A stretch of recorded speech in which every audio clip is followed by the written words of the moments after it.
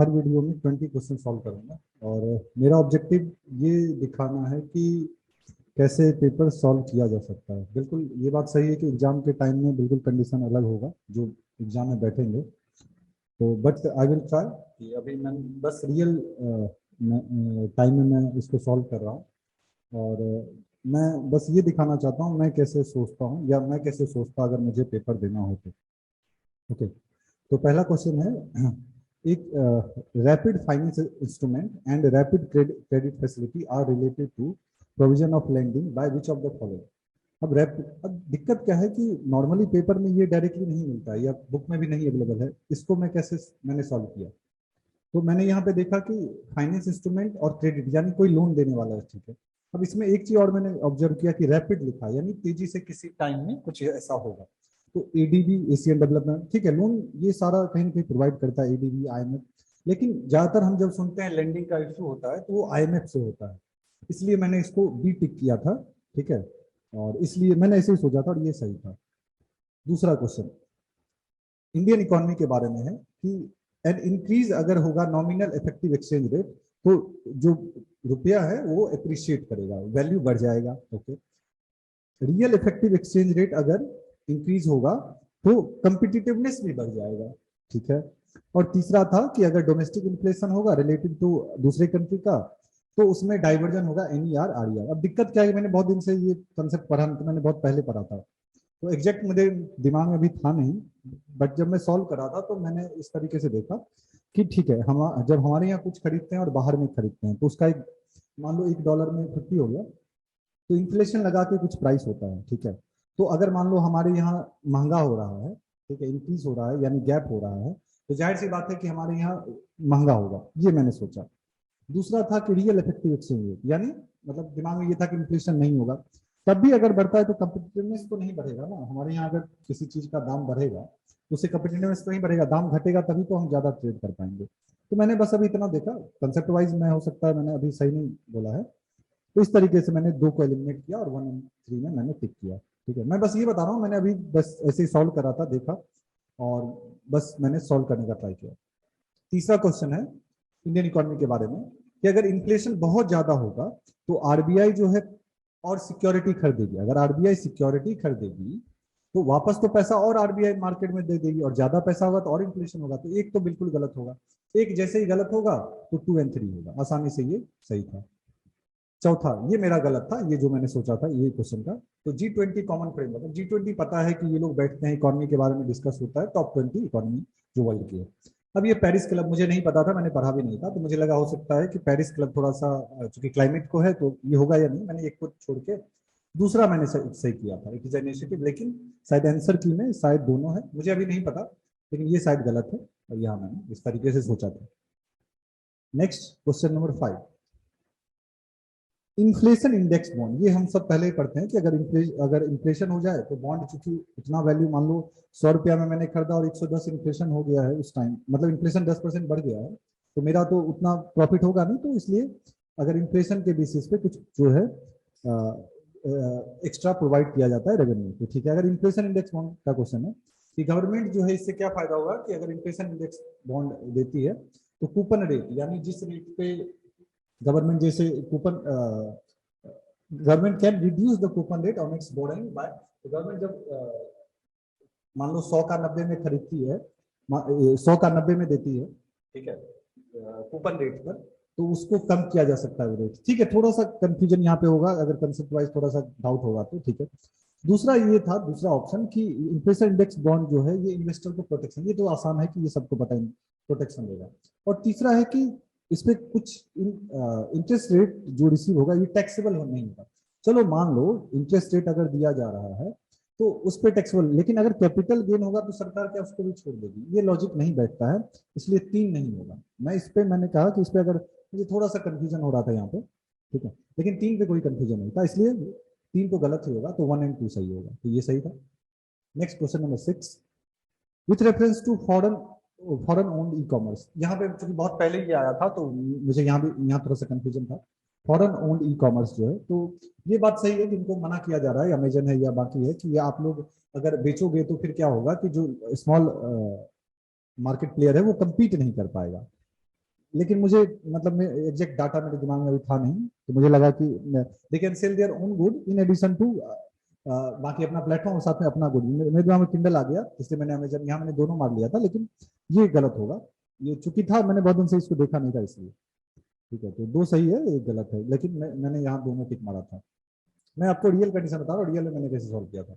सातवां question, real sector economy, which of the following activities constitute real sector, यानी real जो economy में real contribute करेगा।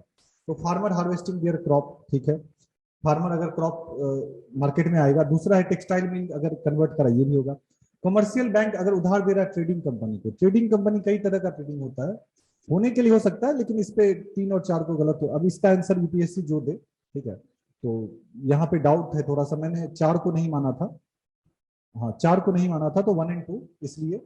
अब यहाँ पे अलग है, तो 4 को इसलिए नहीं माना था क्योंकि बाहर में अगर यहाँ का बॉडी बाहर में बॉन्ड इशू करता है तो बाहर के लोग खरीदते हैं, तो ये जरूरी नहीं है कि इंडियन इकोनॉमी में रियल कर दे। तो 4 गलत होगा, तो 1 और 2 ही ज्यादा चांस है, ये सही है, ये सही है।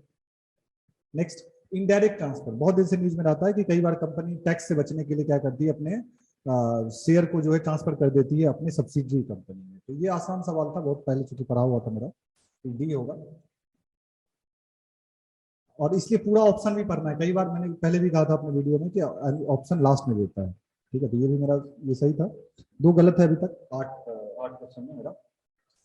विथ रेफरेंस टू एक्सपेंडिचर जो कंपनी के द्वारा बनाया जाता है, इसमें कुछ और सवाल है कि नया टेक्नोलॉजी अगर हम एक्वायर करेंगे, मान लो आर&डी, बड़ी कंपनी कोई नया टेक्नोलॉजी, महंगा ही होगा, तो कैपिटल एक्सपेंडिचर में आएगा।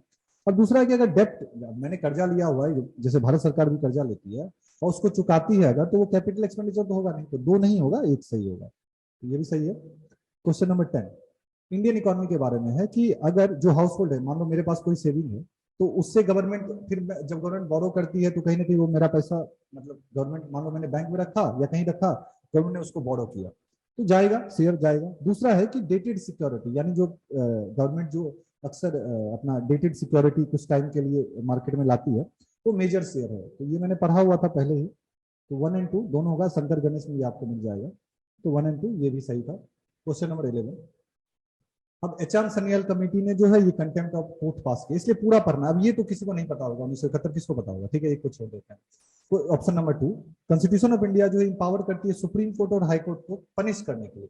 ये अक्सर हम पढ़ते हैं कि 123 213 में कंटेम्प्ट है, दोनों पनिश भी करती है। यहाँ पे डाउट होगा कि कॉन्स्टिट्यूशन ऑफ इंडिया में एग्जैक्टली प्रोविजन है या नहीं है, थोड़ा सा वेग वर्ड लगता है इंपावर, ठीक है। तो ऑप्शन 3 फिर मैंने आगे देखा कि ऑप्शन 3 में क्या है कि कॉन्स्टिट्यूशन ऑफ इंडिया डिफाइन की है सिविल कंटेम्प्ट ऑफ ह्यूमन कि कौन सा सिविल होगा, स्पेशली कौन सा क्रिमिनल कंटेम्प्ट होगा, ठीक है। तो डिफाइन में अक्सर डाउट हो जाता है कि डिफाइन एग्जैक्ट किया है कि नहीं किया है। सिविल और क्रिमिनल हम जानते हैं, बिल्कुल जैसे डिसोबिडिएंट होता है तो वहां पे, और ऑर्डर फॉलो नहीं होता है तो सिविल, और बिल्कुल अगर आप बदनाम करें तो क्रिमिनल, ठीक। चौथा है कि पार्लियामेंट के पास पावर है कंटेम्प्ट ऑफ कोर्ट बनाने का, ठीक है। तो डिफाइन नहीं है, डिफाइन पे डाउट है, तो 3 नहीं होगा, 3 नहीं होगा, तो 1 2 और 1 2 4। तो यहाँ मैंने 1 2, मैंने 4 में मुझे ज्यादा डाउट था कि पार्लियामेंट के पास पावर है कि नहीं है, तो मैंने 1 2 लगाया था, जबकि कुछ में 1 2 4 भी है, पर मेरे ख्याल से 1 और 2 था। मैंने इसको 4 को नहीं चुना है, कुछ में 4 भी शायद कहीं कहीं चुना गया है, ठीक है। डिफाइन अक्सर पूछा जाता है इस तरह का, बहुत सारा यूपीएससी ने कई बार इससे पहले भी पूछा है, तो डिफाइन अक्सर गलत ही होता है।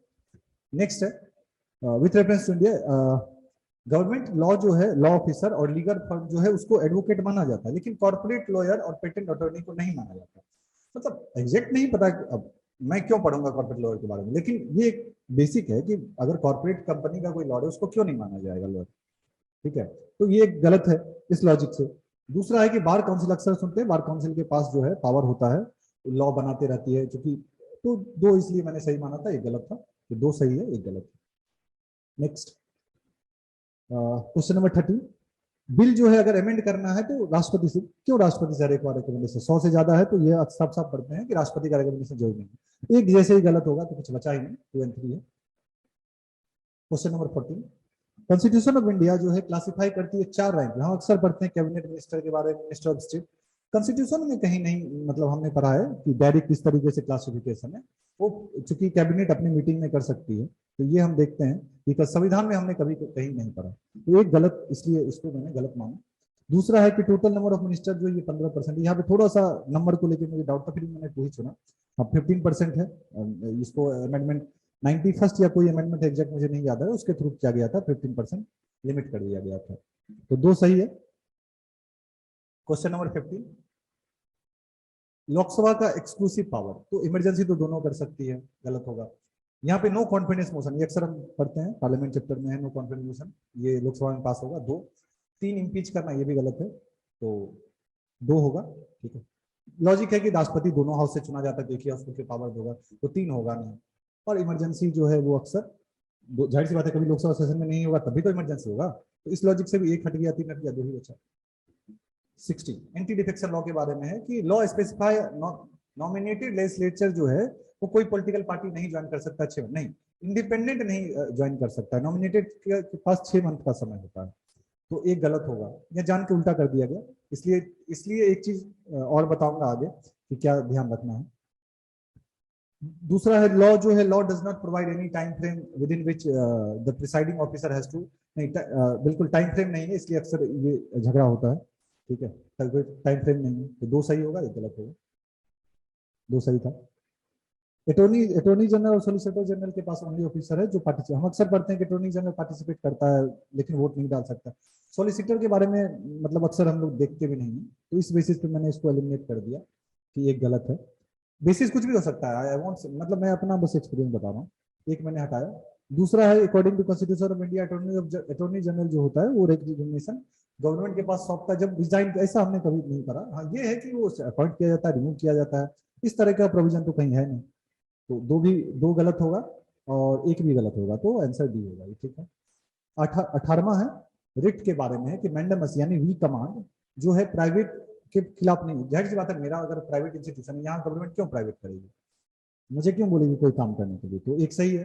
दूसरा है कि अगर कोई सरकारी कोई कंपनी के खिलाफ नहीं होगा, इवन गवर्नमेंट का भी हो, ऐसा थोड़ी होगा। ठीक है, तो दो गलत होगा, तो 1 एंड 3 होगा। 19 नंबर, आयुष्मान भारत डिजिटल में बताइए इसके बारे में, मतलब मस्ट एडॉप्ट करना पड़ेगा, ऐसा थोड़ी है प्राइवेट को क्यों मस्ट है, मतलब करेगा एडॉप्ट तो अच्छी बात है, कभी भी कोई स्कीम मस्ट नहीं होगा, इस तरीके से फोर्स तो नहीं किया जाएगा, तो डिक्टेटर चाइना तो है नहीं, तो एक गलत होगा, एक गलत हो गया, देखिए बचा, तीन ही बचा। Question number 20, deputy speaker of Lok Sabha के बारे में बताइए। तो as per the rule of the procedure जो लोकसभा का इलेक्शन जो है ये डिसाइड करता है स्पीकर, मतलब तय करेगा डिप्टी स्पीकर का। यहाँ मुझे थोड़ा डाउट था, मतलब मैंने बहुत पहले पढ़ा था तो मेरे दिमाग में कंफ्यूजन था स्पीकर या राष्ट्रपति को लेकर। दूसरा है कि मैंडेटरी प्रोविजन है कि डिप्टी स्पीकर का, there is a mandatory provision that the election of a candidate as deputy speaker of Lok Sabha shall be for, मतलब ऐसा थोड़ी होगा कि वो मतलब जो इलेक्शन होगा वो प्रिंसिपल अपोजिशन पार्टी, ऐसा बिल्कुल नहीं, कोई मैंडेट नहीं, तो दो गलत होगा। तीसरा है कि डिप्टी स्पीकर के पास सेम पावर है स्पीकर, हाँ ये बिल्कुल सही है, सेम पावर है। द वेल एस्टेब्लिश पार्लियामेंट, इस तरह का प्राइम मिनिस्टर का कोई वेल एस्टेब्लिश नहीं है, तो 1 एंड यहाँ पे 1 एंड 3 होगा, 2 गलत है, 4 गलत है। यहाँ मेरा दो इसमें भी शायद डाउट था, तो मैंने 20 में 3 मेरा गलत था और लगभग 17 क्वेश्चन सही था। मतलब मेरा ये मकसद नहीं, अब इतने दिन बाद मैंने क्यों बनाया, बस ऐसे ही आज मैंने क्वेश्चन देखा, मन हुआ कि एक बार देखते हैं बना के। मेरा ऑब्जेक्टिव ये नहीं है दिखाना या क्या सही हुआ नहीं, बस ये मतलब दिखाना है, इस तरीके से सोचा जा सकता है। और 20 क्वेश्चन अभी तक काफी मतलब ठीक है, पिछले साल की तुलना में काफी इजी क्वेश्चन है। आगे नेक्स्ट वीडियो में फिर मैं आगे